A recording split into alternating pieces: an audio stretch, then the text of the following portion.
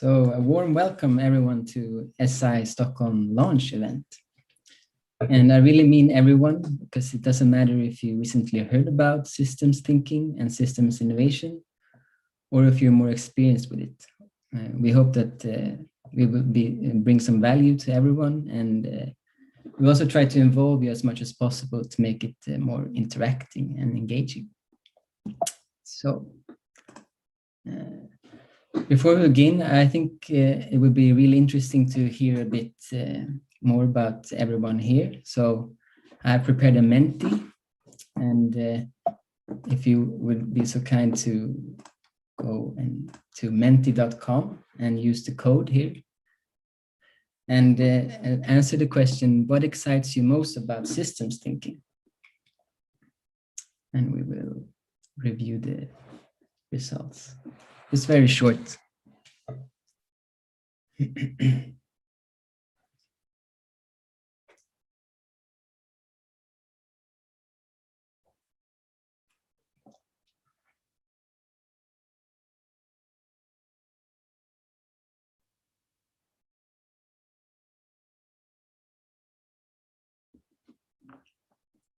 Life.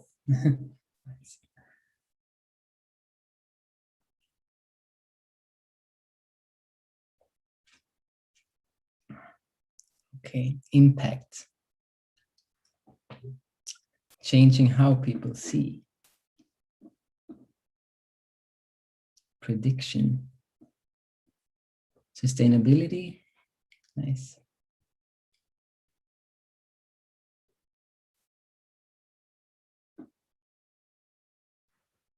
The future.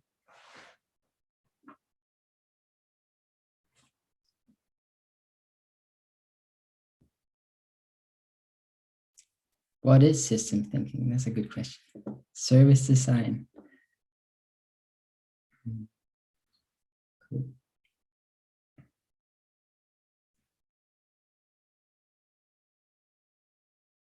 All right. Okay, here comes more. Structure. Interesting. Just how changes can happen. All right. Interesting. Thank you for that. And we'll continue.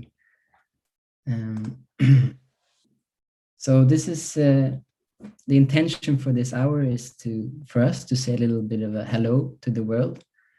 It is a launch event after all. So, and we will also like to take the pulse of the current situation in Sweden in regards to systems innovation. And we hope that by the end of this session, we will all be a bit more knowledgeable on system innovation in Sweden, and that you feel inspired to maybe get in touch and connect with us more. So the structure for this hour is pretty straightforward. I will briefly talk about systemsinnovation.io and the Stockholm Hub and its members. And I also will talk to Joss a little bit, who is the founder of systemsinnovation.io.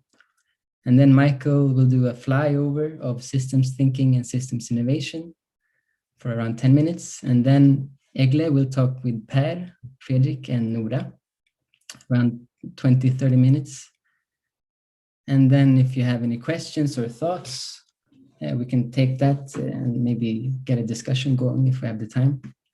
And Katarina will do that. And then we will end, and Fredrik will talk a little bit on how what he's doing right now with the rice. Okay. So this is the Stockholm Hub team so far. And that's me. I'm Carl. Nice to meet you. And I'm the Hub representative together with Mikael. And we also have our lovely members here, Christina, Fredrik, Egle, and Petter. And you will all get to meet them further on in this event. And so the Hub is a part of, I don't know if this was clear, but we are a part of a greater network that's called Systems Innovation. And system innovation, what is that?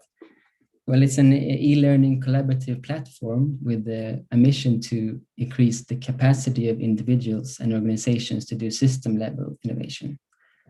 And there's a lot to say about this, but I suggest you check out the website. It's has a lot of great information and resources there. I personally found the canvases to be a really great tool if you want to stitch together a workshop in systems innovation. So I recommend that. And we have made a little statement about us, the Stockholm Hub. So our aim is to develop a local community and platform of systems thinkers and innovators in Sweden and connect Stockholm with a global network. And we want to create a space to host events and spark conversations and basically learn together. We're all pretty new in this. So.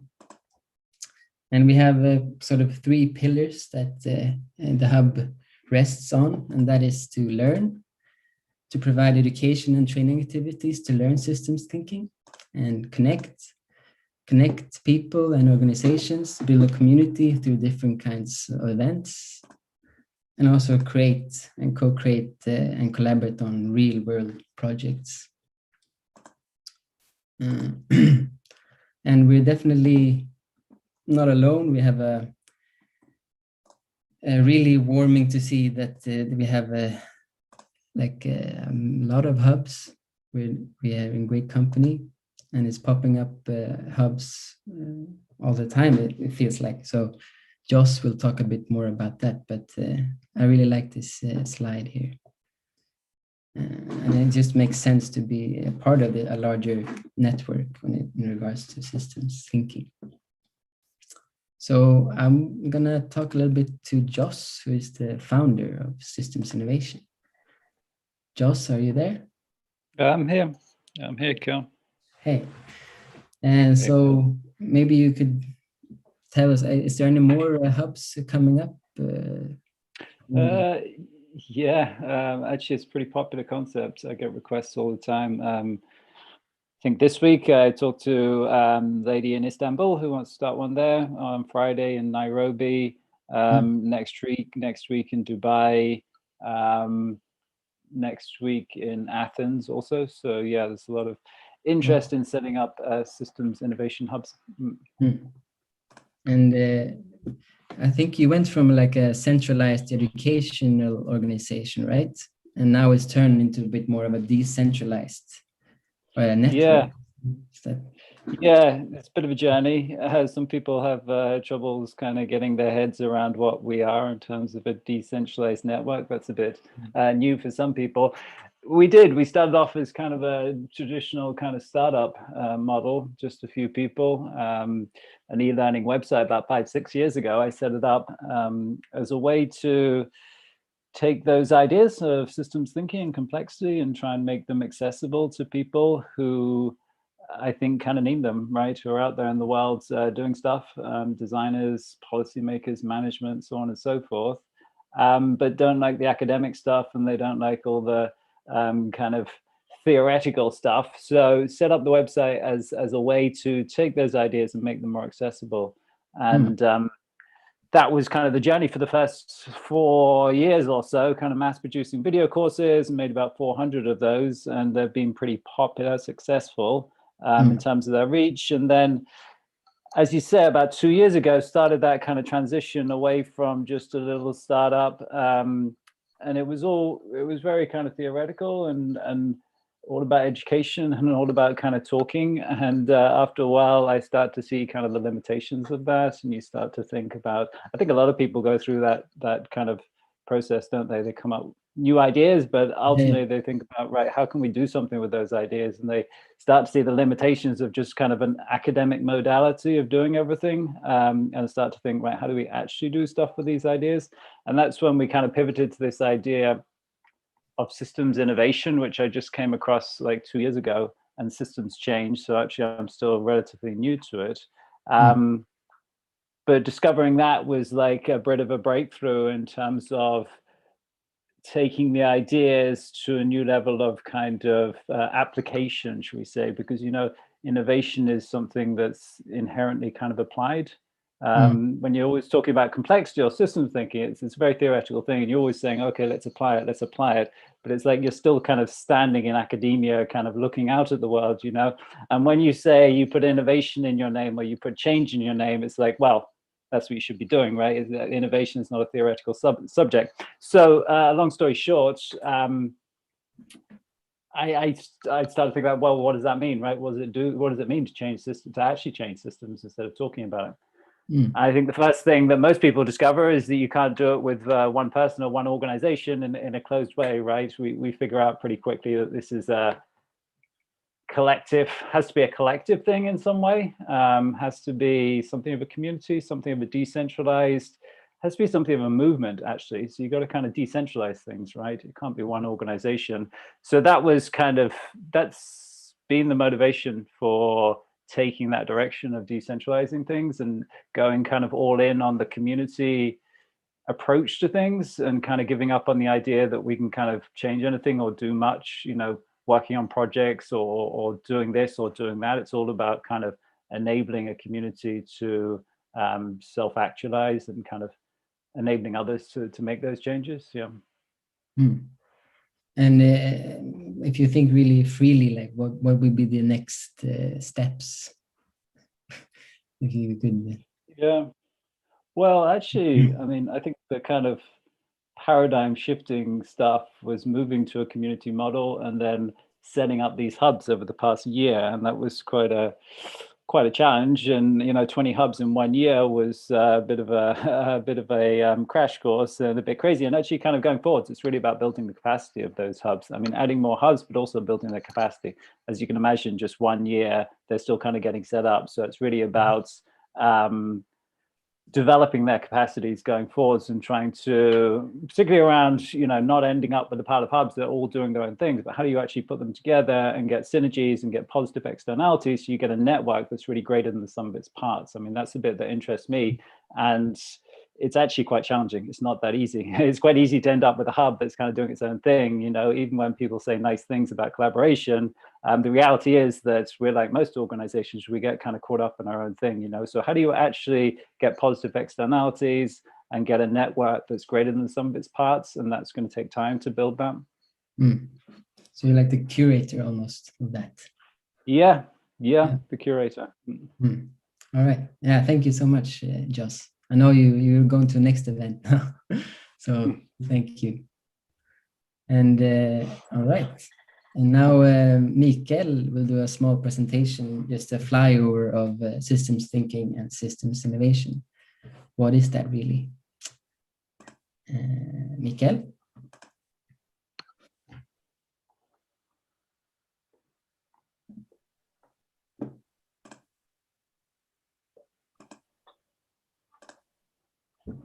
So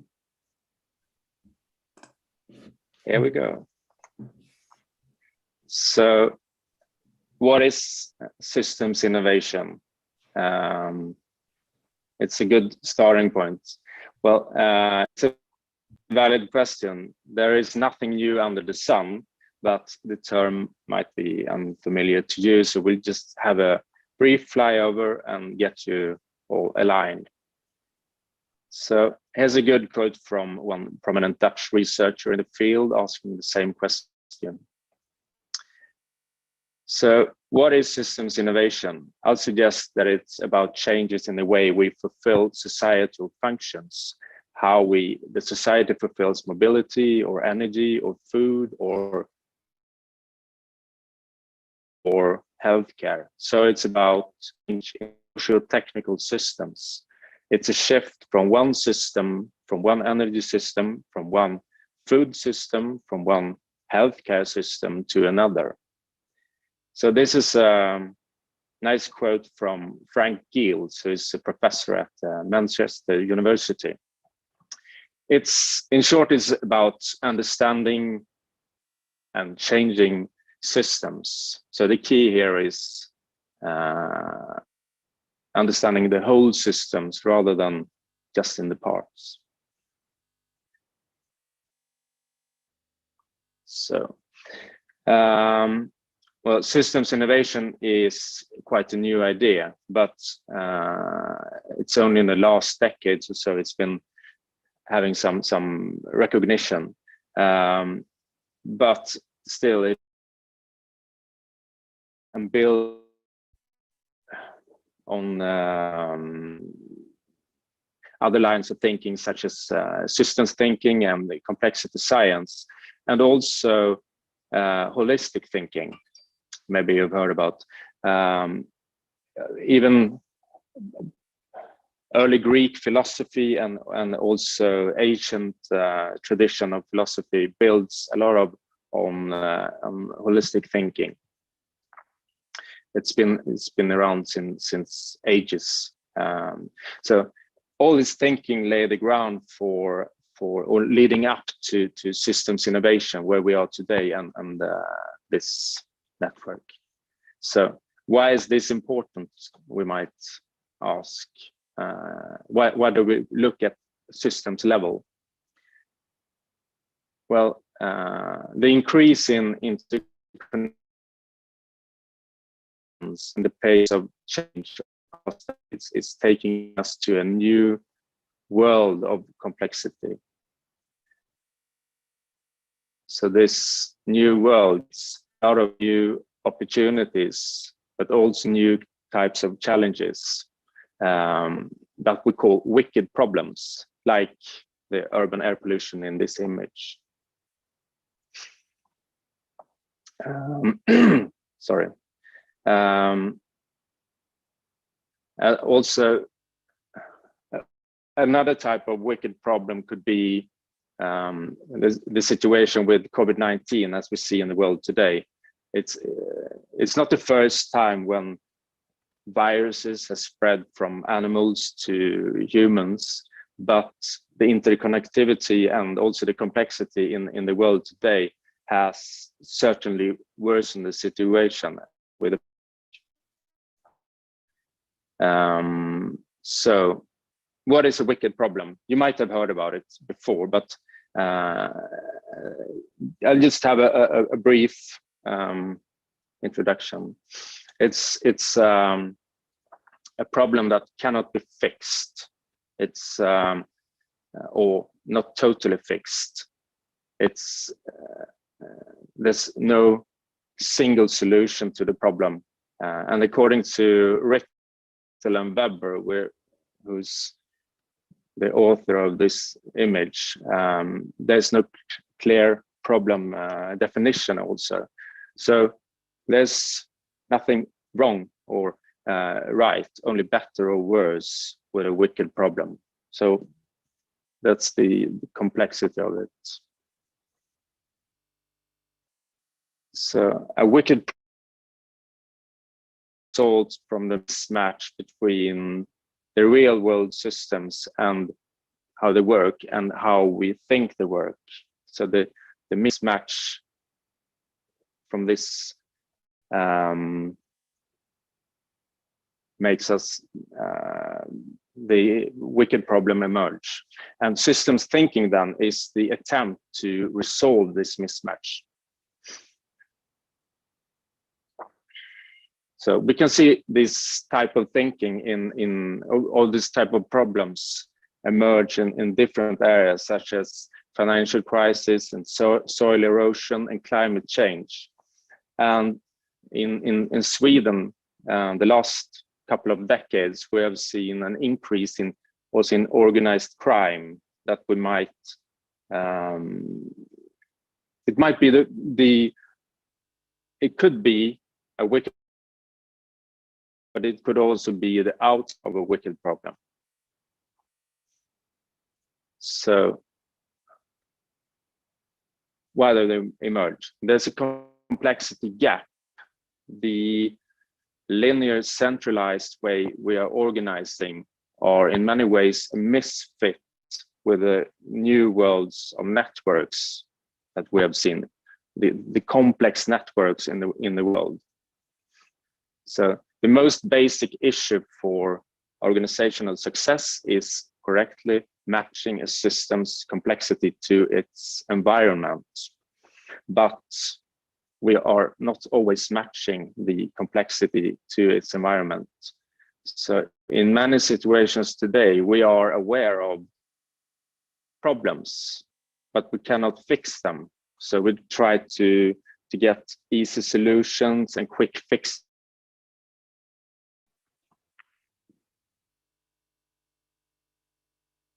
So in a sense, our traditional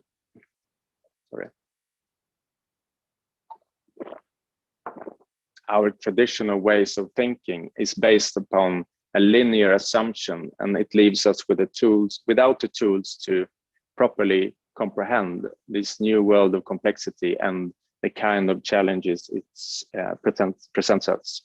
Simply the boxes aren't fitting the underlying reality. So what is needed then, and how can it be done? As we know, the same old thinking will end up in the same old results, and the same old way of organizing will end up in the same result as well. So we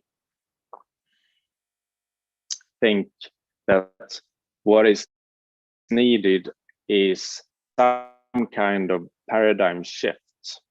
So in this day and age, we are very much grounded in the linear reductionistic thinking of the world. On this line of thinking has served us well in analyzing and changing parts, but and the progress we have seen in the industrial era is quite unique. But there are also limitations, and it's probably not the most viable path in a fast changing complex world. So it's not an incremental change we need, but a kind of change that is altering the whole state of the system. It's a paradigm shift we need.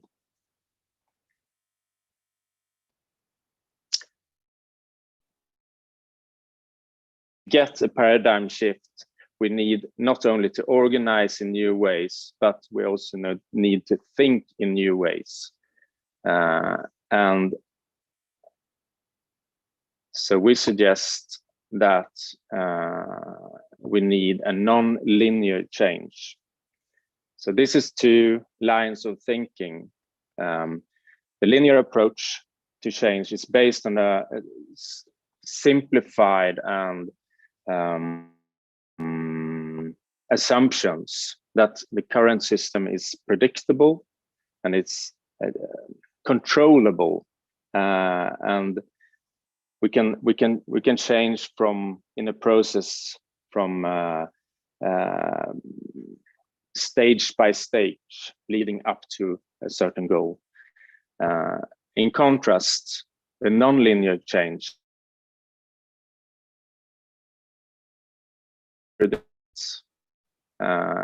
to control, and by investing in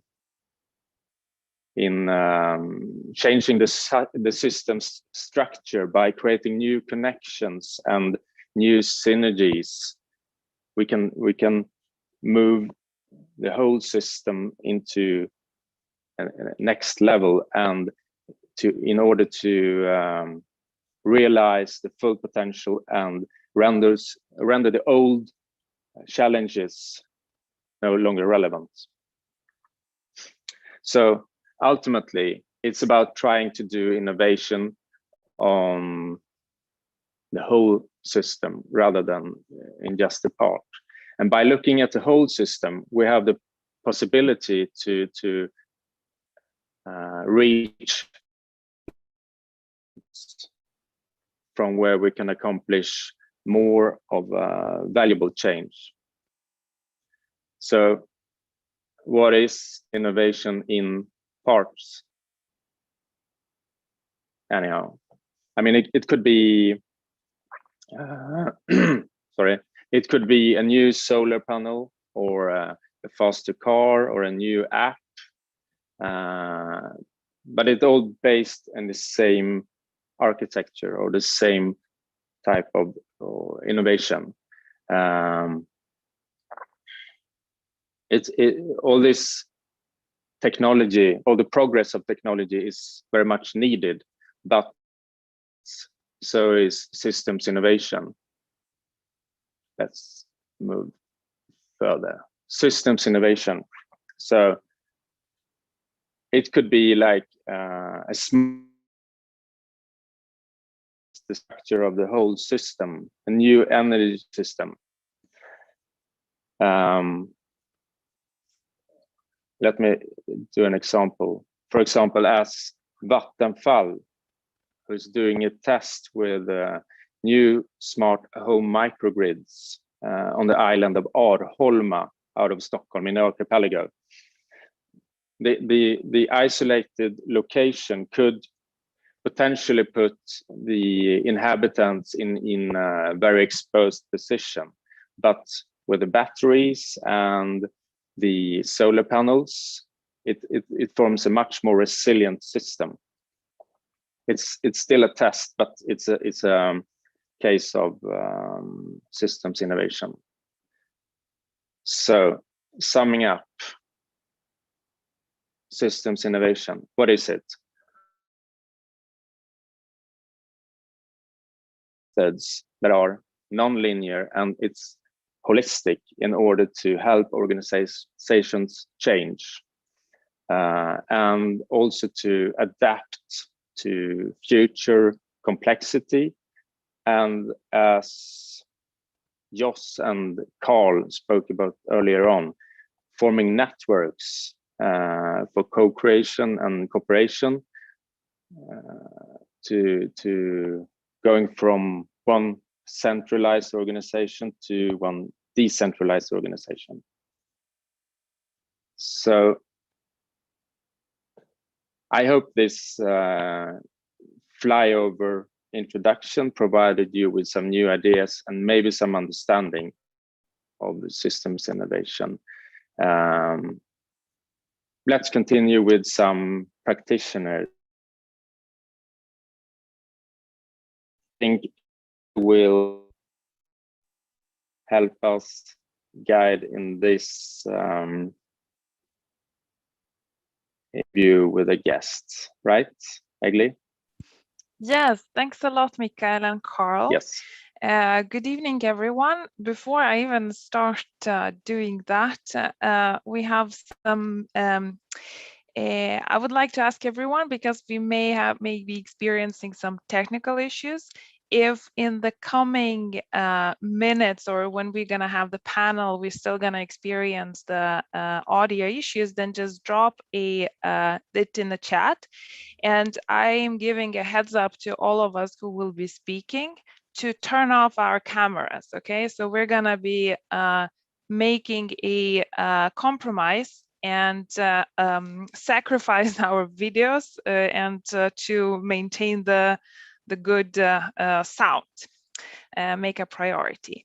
Then we had a couple of questions and comments in the chat, and since I know that Jos may be leaving, I would like to ask him, would you want to answer that question from David now, or could you be able to wait until after the panel? Jos?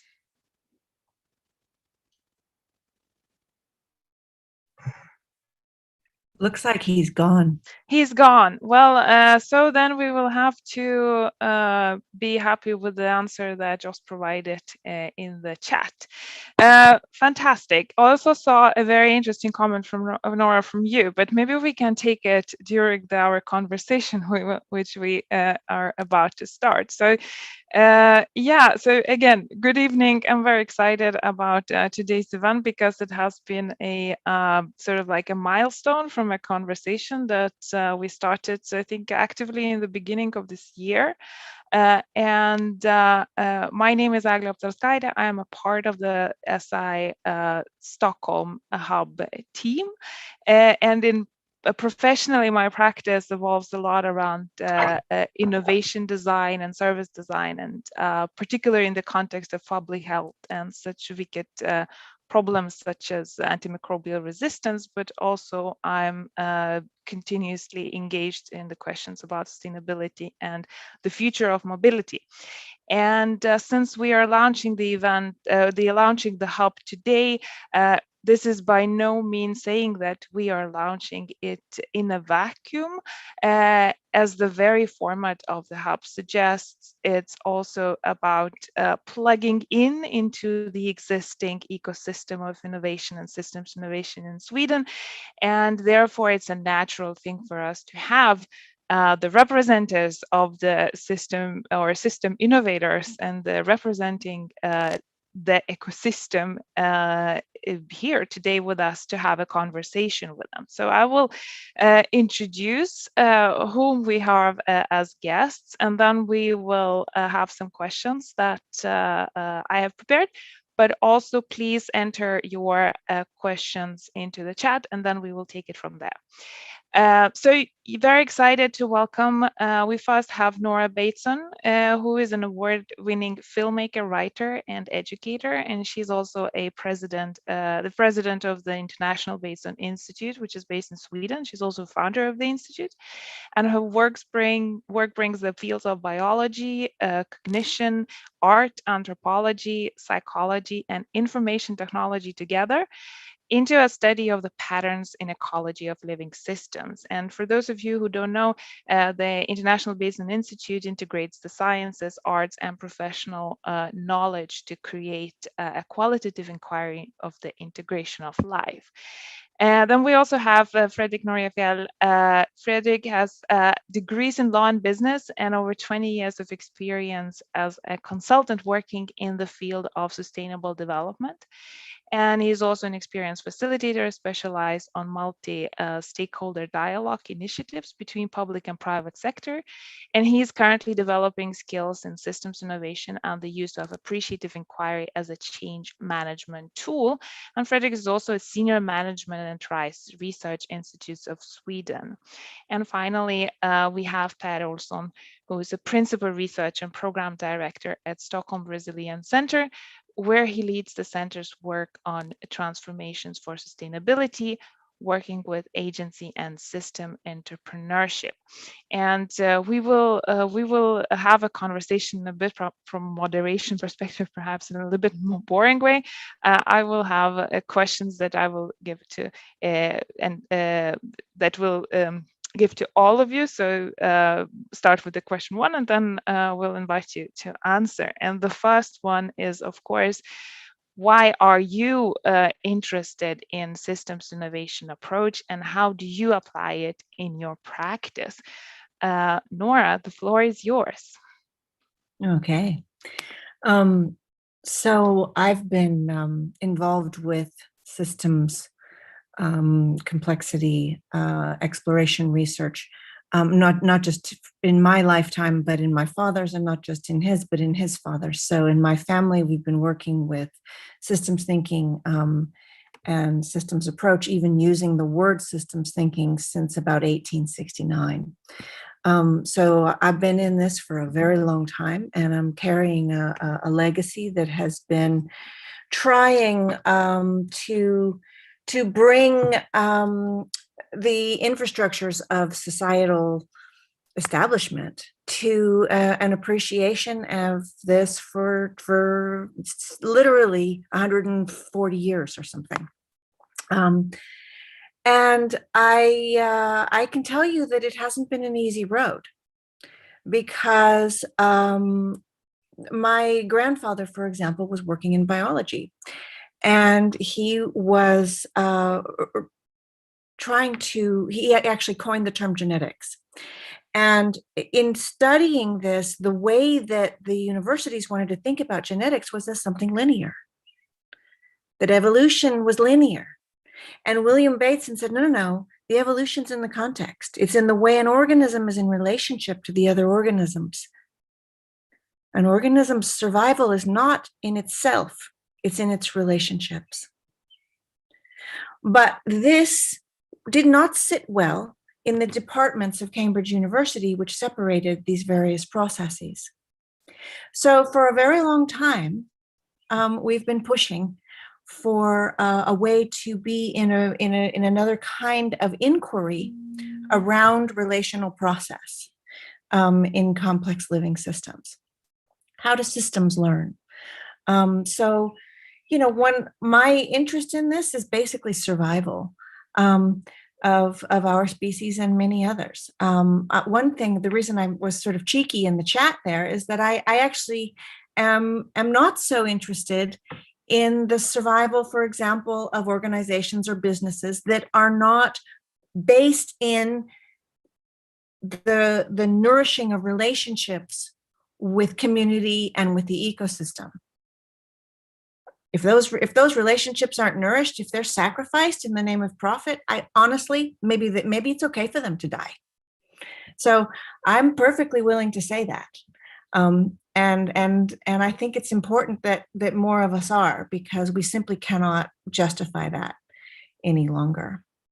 What is systems innovation? I don't know really what systems innovation per se is, and I certainly would never use the word impact. Impact is a word that comes from Newtonian physics. It's what happens when you kick a ball, right? You kick a ball, you can see the vector, you can feel you can measure, you can study the momentum, you can, and the length and all sorts of things. What happens when you kick a friend? Okay, you can measure how far they fall back, but what happens to the relationships? Can you measure that? What happens to the way your children look at you after you kick that friend? Can you measure that? So looking at what even the language that is given to us from the past systems of thinking, the language is riddled with mechanistic Newtonian process that is actually not applicable to a systemic relational process. So the first thing I'd like to throw in this soup here today is a kind of a warning of, be careful that in the name of systems thinking, we simply don't transmit new vocabulary into old habits. I'll start there. Thank you. Fredrik, what is your 3 cents here?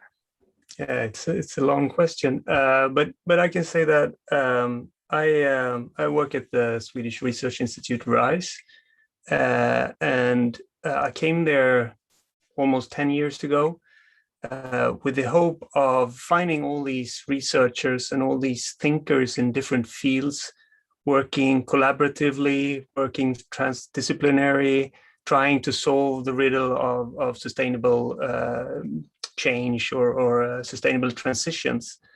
And there are all these fantastic researchers and system thinkers and experts of all kinds.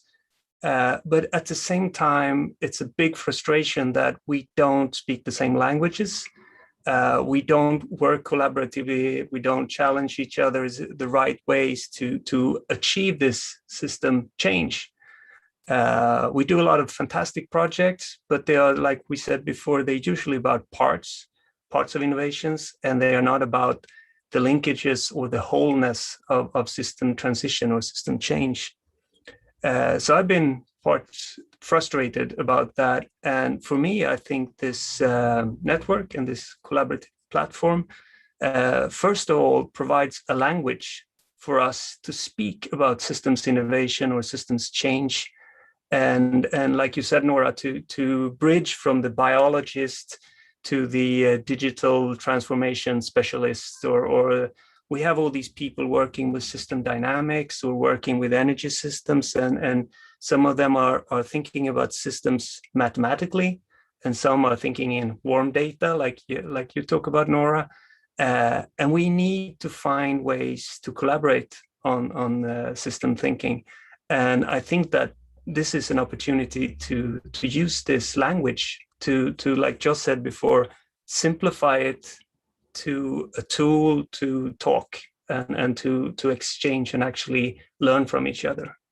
So that's for me the most important thing, to find ways to collaborate. Per? Yeah, my take on it is very similar to Nora, I think. To me, life is about relationships, and just systems thinking, but also complex systems thinking, helps us explore and understand those relationships. So in my work, I use that sort of base to explore transformations towards sustainability and equity and a more just world.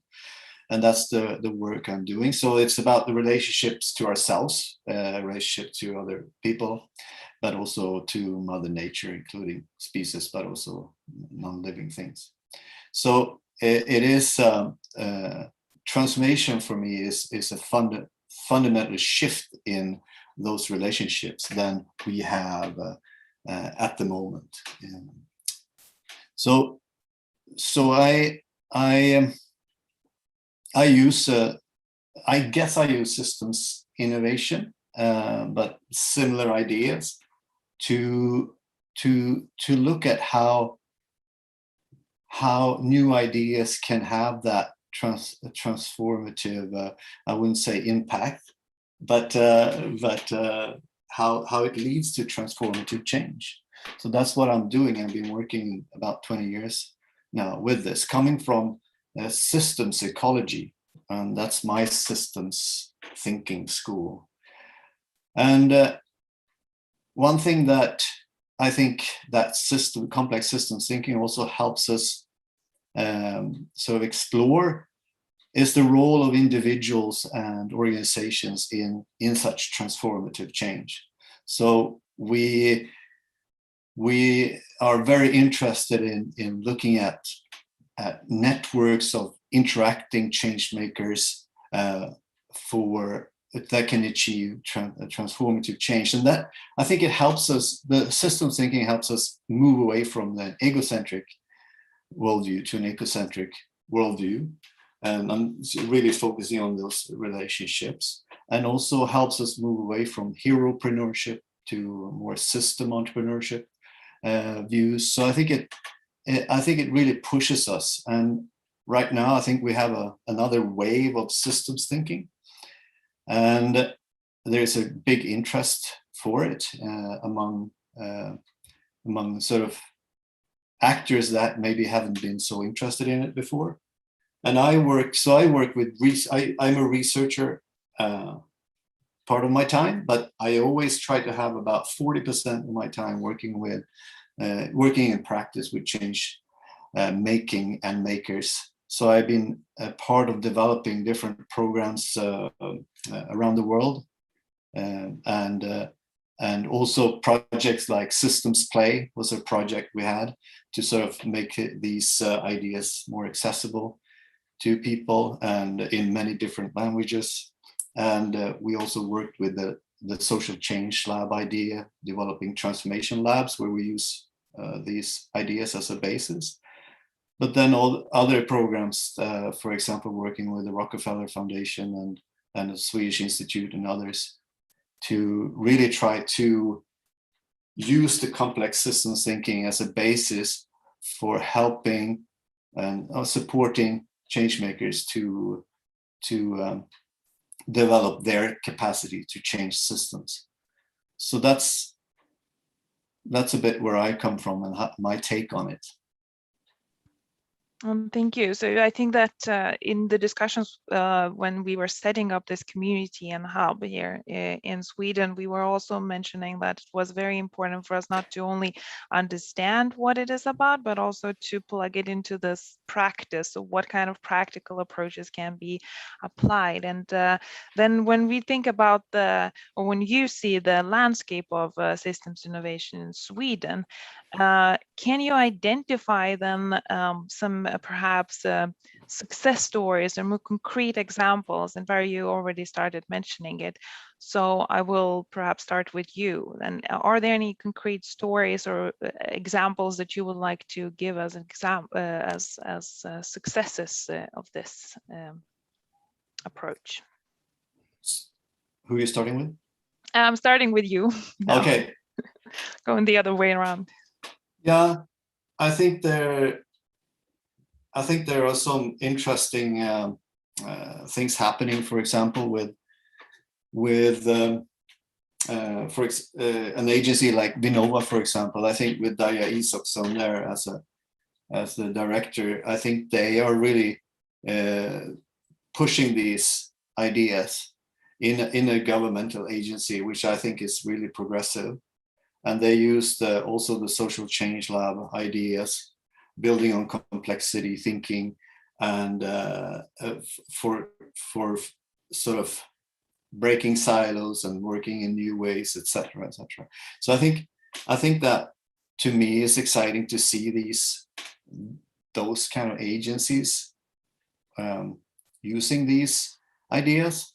And then you have a lot of networks that you sort of expect to use them, and they are using them. But I like to see that when it's sort of entering new arenas, the risk then is that there's a co-optation process. So the complex systems thinking doesn't become disruptive, but more adaptive to the existing system, and just continue or are used to perpetuate the very systems that needs to change. So I think, but I do think there is and I, Nora, it would be interesting to see with your perspective, long-term perspective, when I talk to my fellows like Göran Genvi and other that are working in this field, they say like there's a wave net right now, and there's a huge interest in complex systems thinking, and I work with SIDA a lot, and a lot of things is happening at SIDA. A lot of happening in networks like entrepreneurial networks like around Norrsken and other networks. Big companies like Orkla and Oatly are very interested in these ideas, and so it is I think an exciting time, I think, right now, and there's a lot of work to do, and this initiative is very timely to make these ideas accessible. I think it's so timely. So I think I'll stop there. And I will, I will give the word to Nora, because there was partly a question from you towards Nora. So please. Yeah, I think Per, that the real issue is the trickery. Okay, so we're talking about a way of thinking, which is easily parked as an intellectual activity. And you and I and all other human beings are complex systems. That is, we have lots of different systems that are in interdependent relationship that go on within us.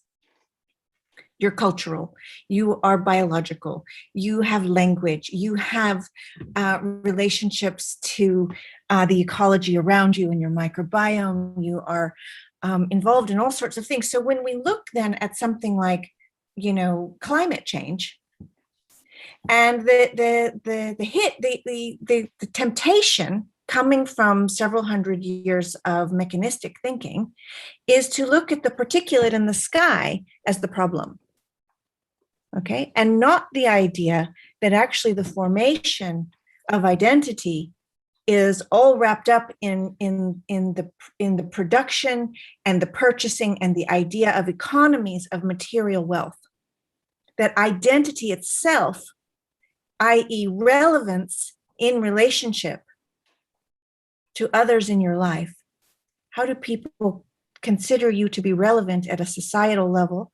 Well, very often it has to do with your position, your status.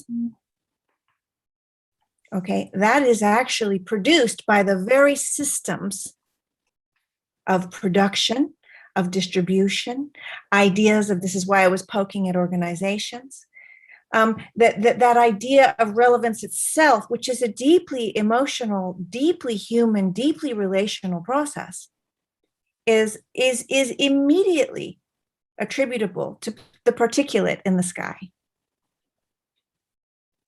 to the poisons in the ocean, to the children who are in slave labor to produce the rare earths that make our phones. Okay? How do I tell the children who are mining those rare earths why it is that it's important that I get a new phone?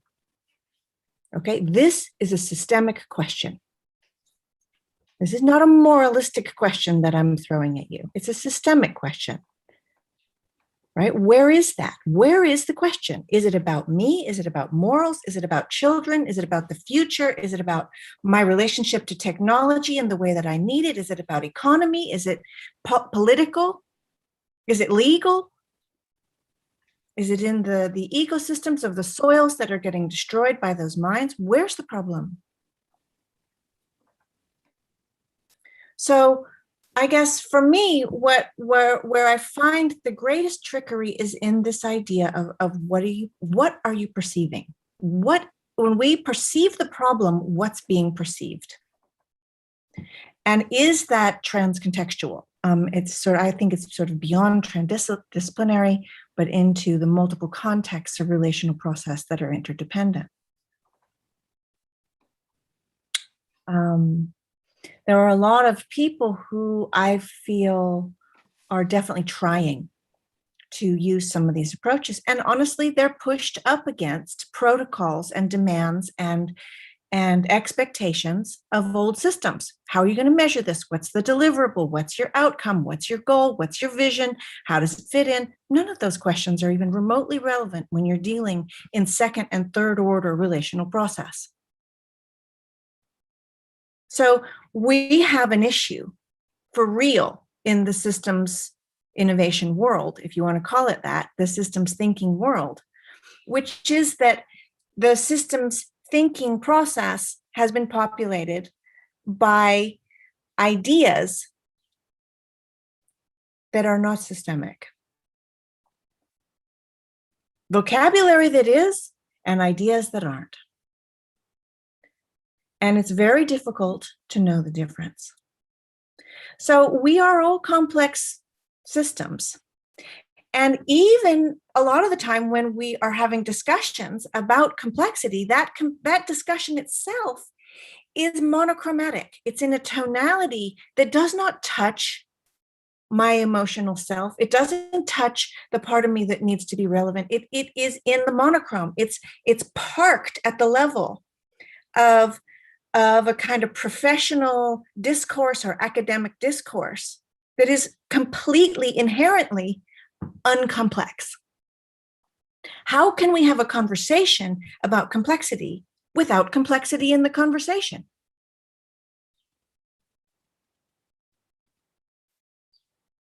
So I'm a member of an organization called the Club of Rome, and Per, I think you have some affiliation with some of those folks too.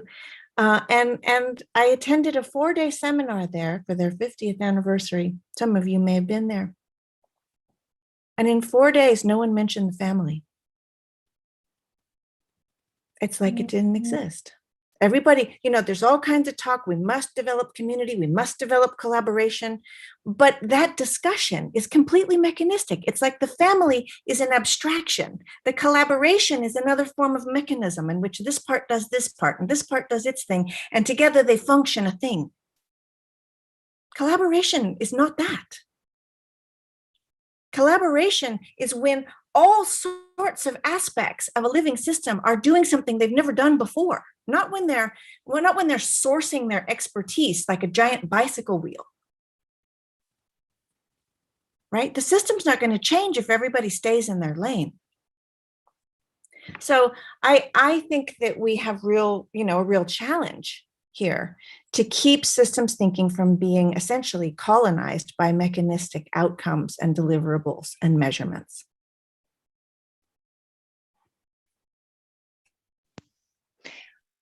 Thank you for that. Frederick, do you have any perhaps I can give a short one, and I think that the mostly technical research institute is guilty as charged. Definitely that we do a lot of these symptom fixes instead of going towards the systemic issues and the real issue at hand. But I think I also agree with Per that it's a big wave of change going on right now. I think that we are moving away from trying to fix everything with technology and looking back a little bit more towards the reasons why things don't work in the systems. But I don't think that in that aspect, the Technical Research Institute type is the front runners. they are in some ways guilty of what you said about hijacking the vocabulary. But I think that's another reason to engage in this type of platform, to find a language that could include all these aspects and try to build that language together with everybody that has all these different inputs and different ways of thinking. So that's one of my hopes for this network, that we can include those aspects. And thank you for that. We're just starting now, and we are definitely going to be able to, we are going to be taking these inspirational suggestions to what kind of events and what kind of discussions we can have in the future. As this event is turning to going closer to the end, I would first like to ask if we had some, Katarina, did we have some questions from the participants in the chat?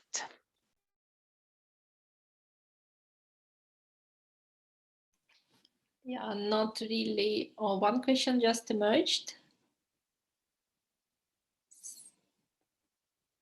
Egle, do you want to take it, or do we still have time for one question? Let's take one question, and then we can have an example from Frederick that he will finalize this thing. Hmm? Yeah, so it's about integration of challenges of food security, climate change, renewable energy, and water scarcity. Is there any concrete panelist you would like to address this question to, or it's just anyone who wants to take it? So maybe if one of the panelists would like to take this question, you're just welcome to.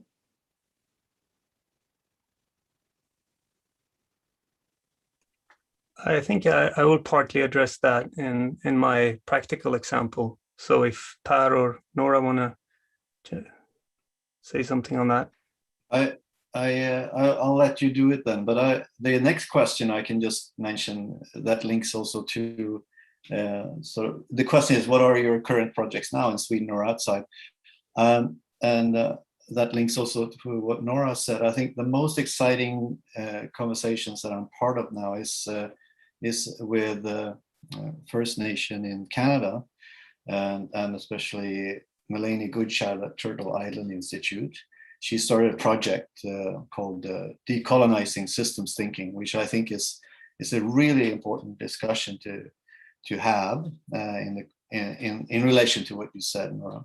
And also working in Southern Africa, there is also at the forefront of when we're working there, the conversation about decolonizing the mind as part of that is the most exciting. I think those conversations should be brought into this space and have people coming to here to talk about these things.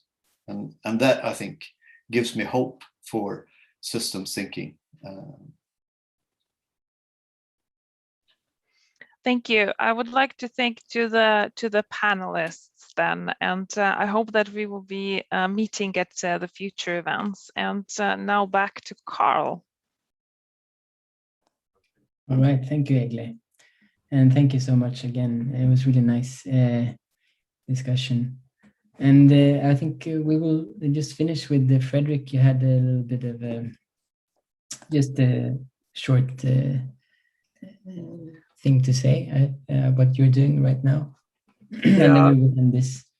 I can just, on the question also on what are the practical projects, we are starting a system innovation project, I guess we can call it, which is about food innovation enabling sustainable transition. So it's part of 4 big projects, and we are going to do the system innovation lab part of this project. So there are 4 value chains that need to be changed in order to be sustainable. So, for example, one of them is the wild berries in Sweden, which we are not really managing or handling in any sustainable way. So there will be a lot of work in the project on finding innovative ways to handle the system. And we will include a system innovation lab where will we be collaborating on doing the innovations in the value chains. And then we will try to learn from how is this happening, who's participating, what is the experimenting with new ways of picking berries or using the berries. One of the projects is also on legumes. So the companies you mentioned there, Per, Oatly and Orkla, are part of that as well, and part of this lab environment. We try to understand what are the ways to innovate in these value chains. And then we also try to understand how, if we succeed with these systems innovations, how will they become parts of the food system? How will they be developed as a niche product or a niche that challenge the old ways of doing things in the food system? And looking at the transition capabilities of this system innovation or the new value chain or the new way of handling this value chain. And hopefully also, if that has some wider implication on the system, the full nexus of the food system. So it will be an opportunity to, over 4 years, collaborate on how these triple loop learning on system levels could work and feed into system innovation. This will be a very practical, hands-on project on trying to do system innovation in value chains. So I invite you to follow that over the coming 4 years. Great. Thank you so much for that. And so we will end this event now. If you have any questions or ideas for collaboration, you are very welcome to follow this link here. And also, if you're interested in joining as a member, and if you have any suggestions on what we should do, it's highly appreciated. And we hope to see you soon again for our next event. Thank you so much. Thank you.